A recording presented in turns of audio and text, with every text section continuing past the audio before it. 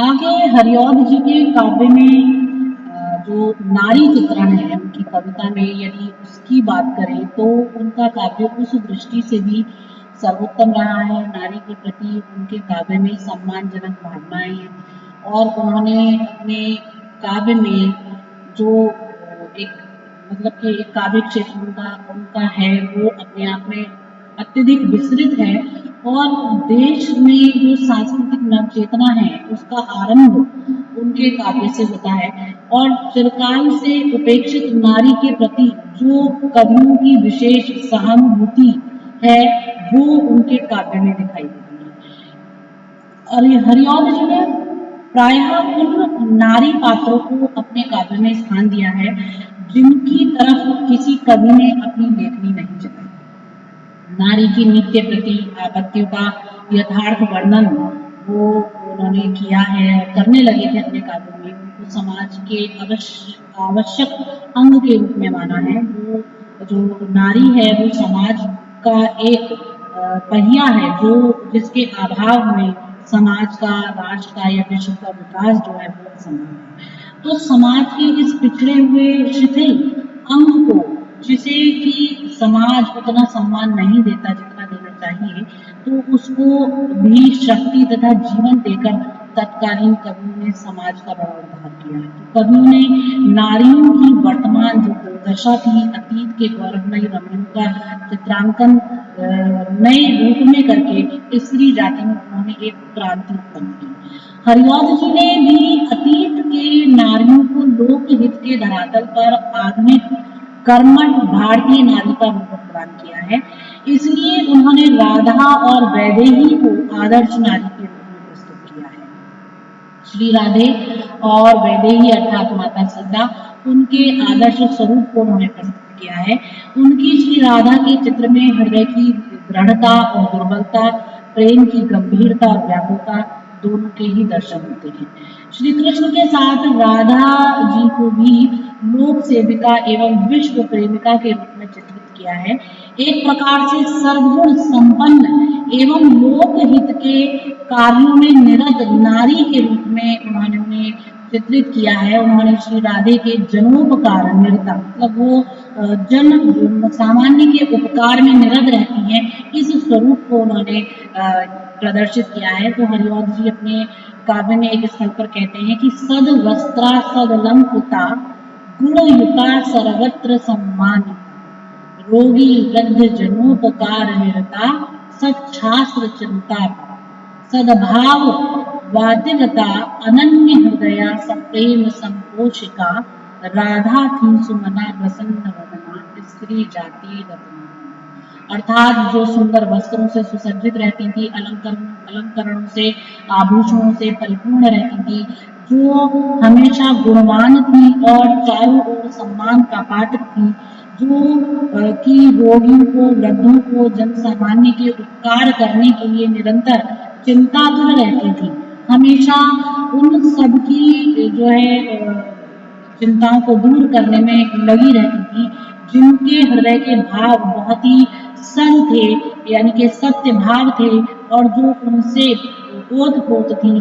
ऐसी अनन्य हृदया जो श्री राधे हैं वो प्रेम की संपोषिका हैं। श्री राधे सुंदर मन वाली, प्रसन्न वदन वाली और स्त्री जातियों में रत्न स्वरूप।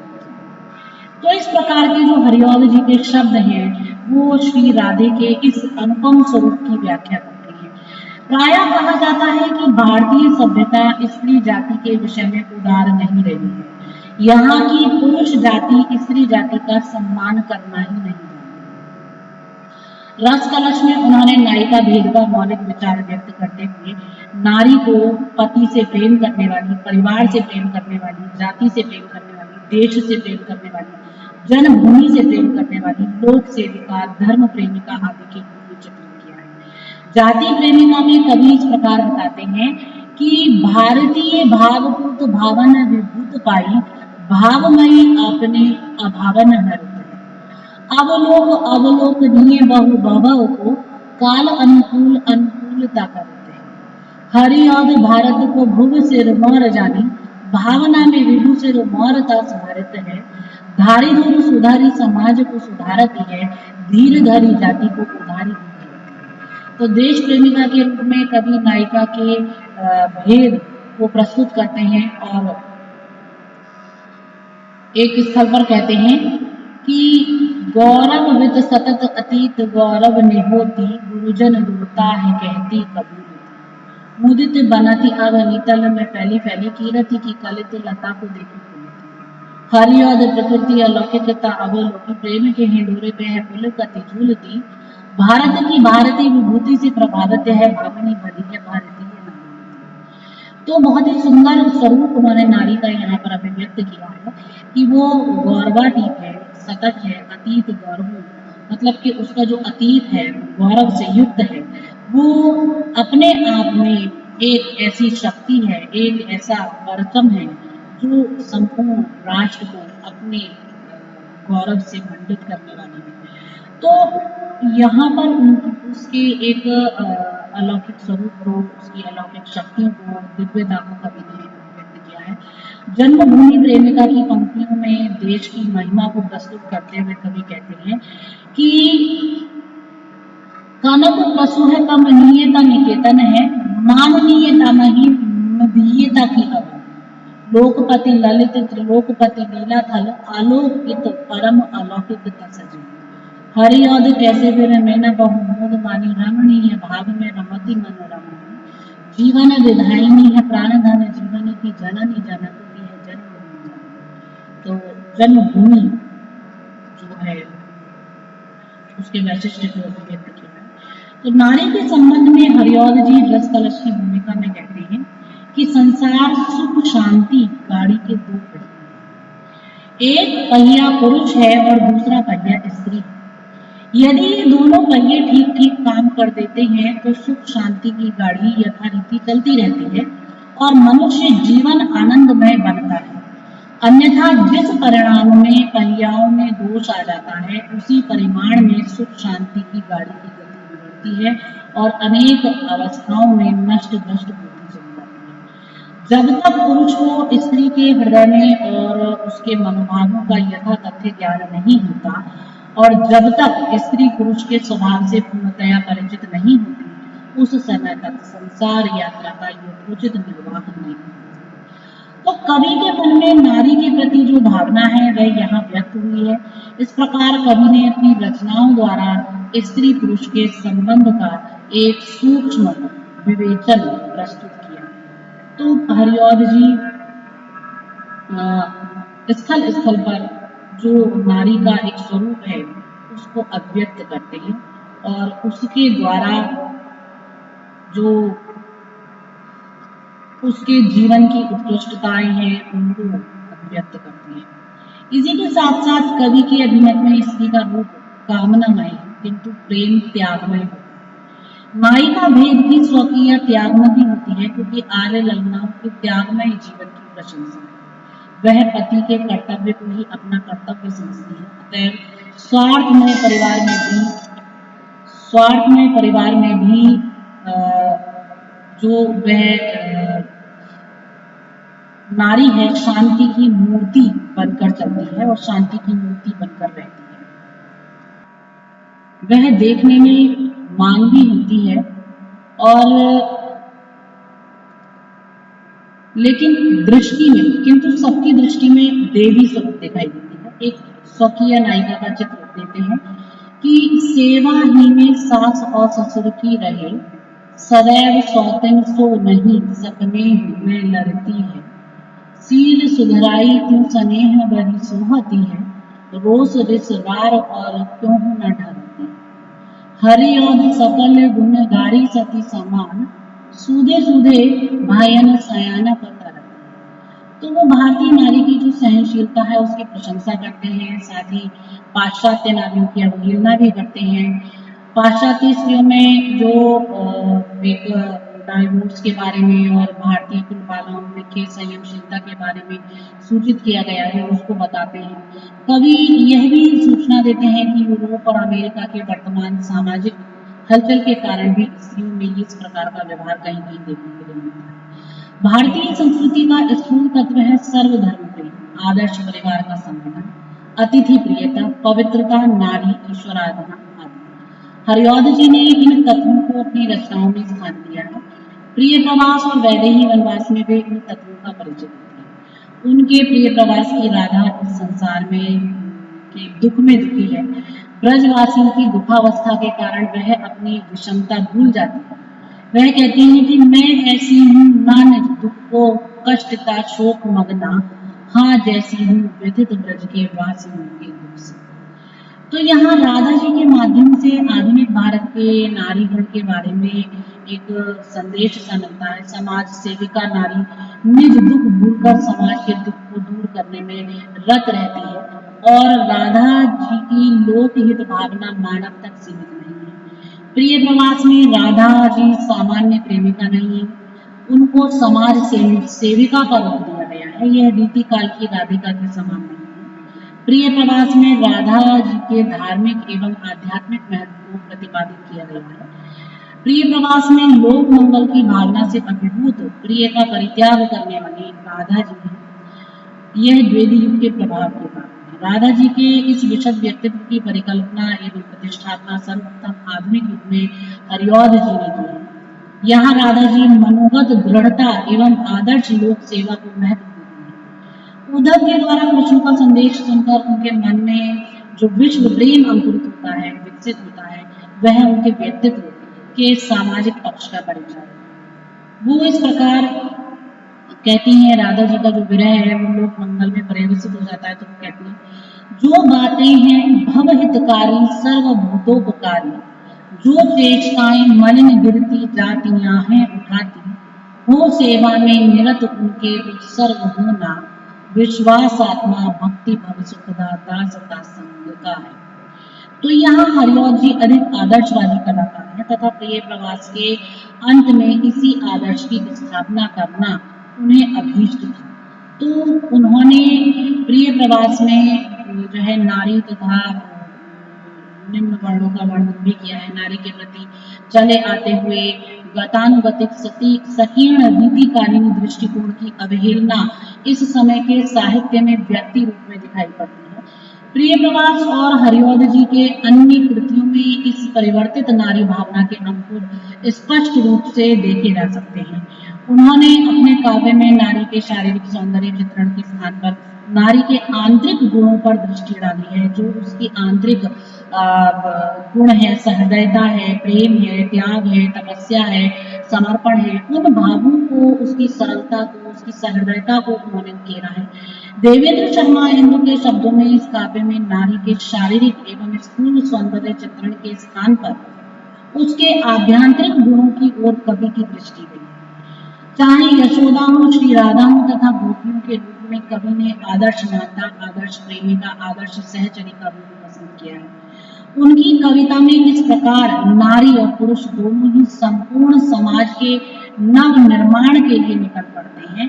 अपनी कविताओं के माध्यम से यही सामाजिक समता लाने में कवि सफल हुए हैं। तो वास्तव में हरिऔध जी ने अपने काव्य के माध्यम से नारी के एक उदात्त स्वरूप को चित्रित किया है। कला पक्ष की दृष्टि से हरिऔध जी के काव्य का दिग्दर्शन करें तो हरिऔध जी की काव्य साधना कला पक्ष की दृष्टि से देखने में ऐसी लगती है मानो मध्यकालीन और आधुनिक कालीन जो काव्य धाराएं हैं उन्होंने उनका समन्वय प्रस्तुत कर दिया है।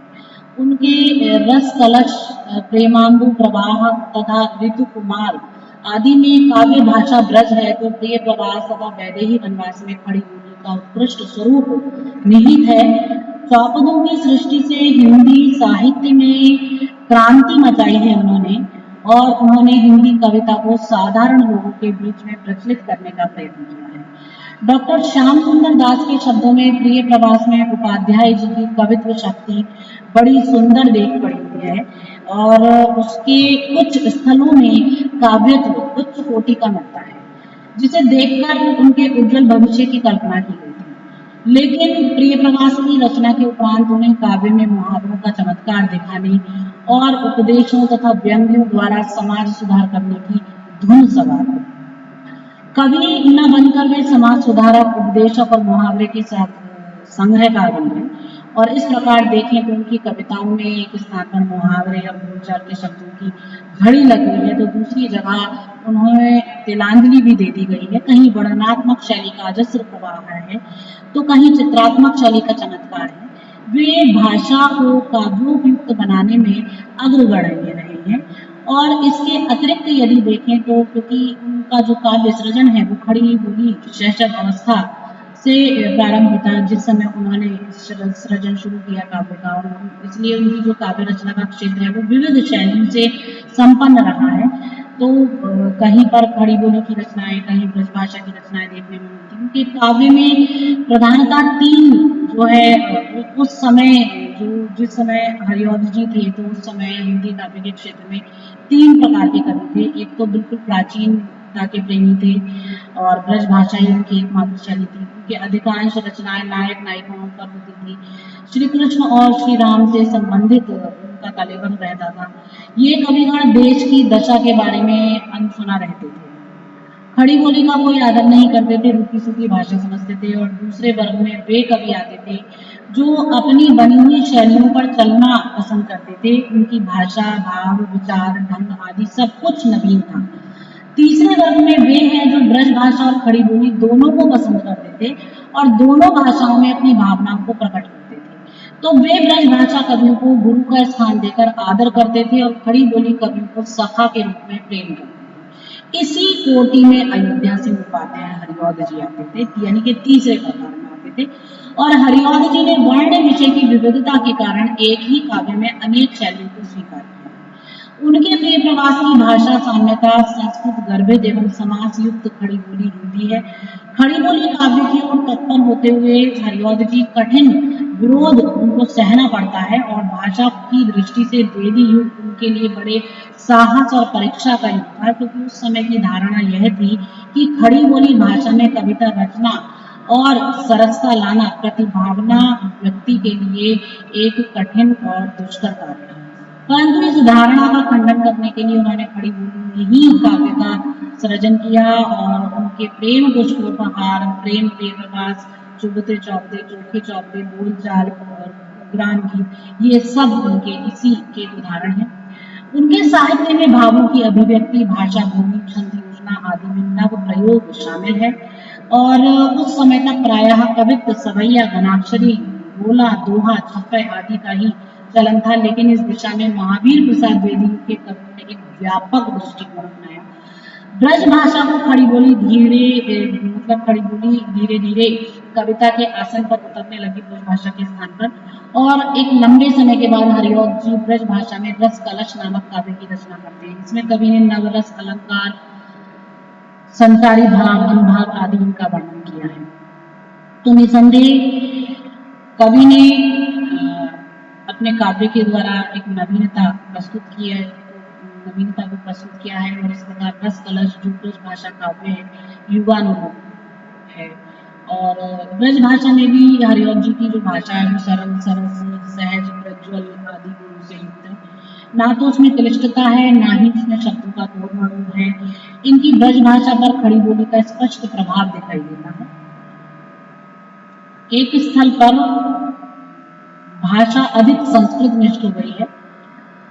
उसका उदाहरण है कि प्रसादनी पुष्प सुगंध वर्धिनी, विकासनी वेली लता विनोदिनी, अलौकिकी थी मलयानिधि क्रिया, विमोहिनी पादप पंक्ति। तो यहाँ काव्य भाषा में थोड़ी कसावट है, प्रवाह के साथ संस्कृत की शोभा और कोमलता भी दिखाई पड़ती है। तो इस प्रकार जो हरिऔध जी की भाषा है वो सरल, सहज है और जो भी कला पक्ष के जितने भी गुण हैं वो उनके साहित्य में देखते ही बनते हैं। प्रिय प्रवास में प्रयुक्त मंदा क्रांता का एक उदाहरण है कि ताराओं से खचित नभ को देखती जो कभी था मेघों में मुदित बक की पंक्तियां दिखती हैं, तो जाती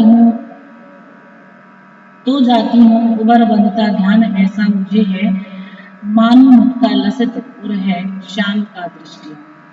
एक वसंत तिल का छंद है उनका कि थे दीखते परम वृद्ध नितांत रूढ़ी, या थी नवागत वधु ग्रह में दिखाती, कोई न और उनको तजके कहीं था, सुने सभी सदन पूर्णी की। तो इस प्रकार उन्होंने संस्कृत के छंदों को अपने काव्य में उतारा है। अनुप्रास का एक उदाहरण है कि कमल लोचन क्या कल आ गई, पलट क्या को कमाल किया हुई, मुरलिका फिर क्यों वन में बजी, बन रसा तरसा बरसा सुधा। यमक का एक उदाहरण है कि नितांत ही थी प्रतिकूलता मई, प्रियाल की प्रीति निकेत मंजू, बना अविता अतिवाकुला म्लान चित्त को, उदारता था तब को। तो इस प्रकार अलंकार, भाषा, शैली और रस, छंद सभी के रूप में जो हरिऔध जी का काव्य है वो अग्रगण्य है और इन सारी विशिष्टताओं से युक्त है। धन्यवाद।